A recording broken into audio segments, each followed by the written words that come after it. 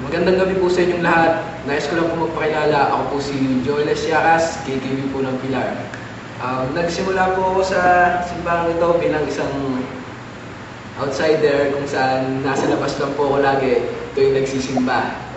At tuwing pinapanood ko po sila mula sa labas kung paano sila magsimba, malaking katanungan po sa akin kung bakit sila umiiyak at nagtatatalon sa tuwa tuwing nagsisimba sila dito. So, minsan po, tinry kong sumama sa isang camp kung saan po inimbita ako ng kapatid ko. Unang day pa lang po ng camp, hindi ko na po ma-describe kung anong feeling yung nararamdaman ko.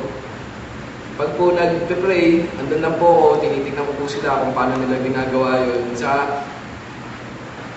Tinitignan ko po kung ano yung magiging feeling ko pag sumama ko.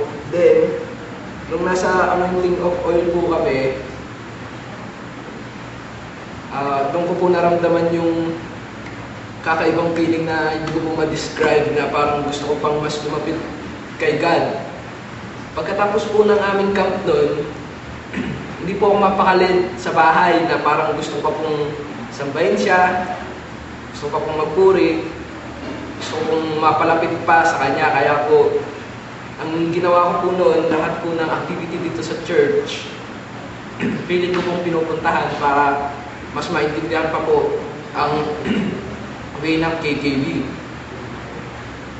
So, nung natagal-tagal po ako dito, thank God, nasali po ako sa music ministry. Naging backup po ako at nagpa-practice din po ako ng drums. Hindi lang po para pasigat, kundi para kay God lang po yun. Kahit po nung una, hindi po ako masyadong marunong kumanta, practice lang po ng practice para kay God. So, hanggang ngayon po, gusto ko pa rin pong mas lalong mapalapit sa Kanya. At alam ko naman po nandyan yung mga kapwa ko kay KKB para suportahan ako sa mga gagawin ko. Yan po. Sana po yung ibang kakasali pa lang sa KKB, pagpatuloy niyo lang po yung paghahanap kay God kasi para din po sa inyo yan. Muli po, happy anniversary po.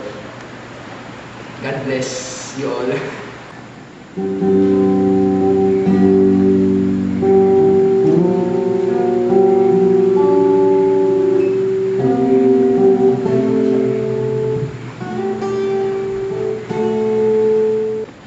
Kayo'y babayaan talento. Wala nang iba, kundi sa Diyos. Ganyan ang gawain namin dito sa KKB Pilar. Sa inyo rin. At ako nga pala si John Patrick Samson. Isa ako sa mga music team dito sa aming church. Inaalay yung talento ko para sa Diyos. Noong una, kasali pa nga ako sa mga banda na tumutugtog na kung ano-ano eh. Nag-i-enjoy ako, maganda music. Pero bandang huli, naramdaman ko hindi rin naman pala yung itong music. Parang masakit na siya sa tenga ngayon. At yung tinutugtog namin ngayon sa church, parang yun yung mas maganda eh. Parang talagang joyful siya. At meron tama sa puso.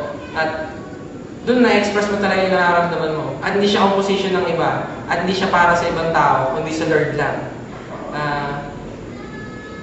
Aaminin ko na minsan nawala ako kay Lord na yung pakiramdam na ayoko na magsimba, ayoko na maniwala na may Diyos dahil parang wala naman, hindi ko siya nakikita, hindi ko maramdaman yung presence niya. Parang puro sinasabi lang ng iba. Pero may naramdaman ako na may kulang sa puso ko, may kulang sa buhay ko, may kailangan akong mahanap. Hanapin ko sa sarili ko, hindi ko mahanap sa sarili ko. Kasi ala si Lord. Pero isang araw, naramdaman ko yun, parang may calling sa akin na bumalik ka, papasukin mo ako sa puso mo, tanggapin mo ako bilang Diyos at tagapagligtas. At makakalaya ka dyan sa kulungan mo, sa kadiliman, iaawat kita dyan, dadalik kita sa liwanag. At hindi naman ako nag-alinlangan na yakapin ulit ang Panginoon. At yung kaya yakap ko ng Panginoon, hindi matumbasan yun kahit sabihin ko meron ako, magkaroon ka naman ako ng 10 girlfriend na sabay-sabay ko silang i-date, walang katumbas yun eh.